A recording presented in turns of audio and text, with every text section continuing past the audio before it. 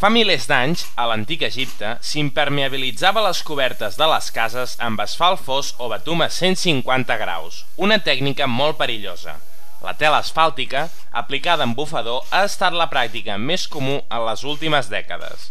Avui en dia es treballa amb productes líquids en base d'aigua o dissolvent, i aquesta ha estat una tècnica creada íntegrament a l'Hospitalet de l'Infant per la Krypton Chemical.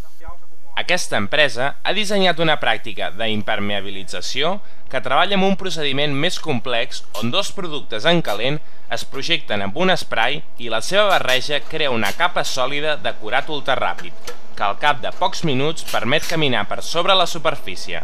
El resultat és un plàstic que es posa sobre cobertes, piscines i terrats, aconseguint una impermeabilització contínua i adherida, on l'aigua no pot córrer entre capes per la seva impressionant cohesió.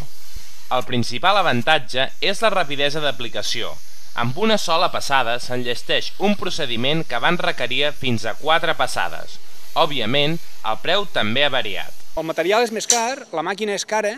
De fet, Krypton Chemical fins i tot tenim màquina que podem posar a disposició de lloguer per a aplicadors que es dediquin a fer aquest sistema. Els hi podem estar, com avui, per exemple, explicant com es fa i posant-los el sistema en marxa per introduir la tecnologia.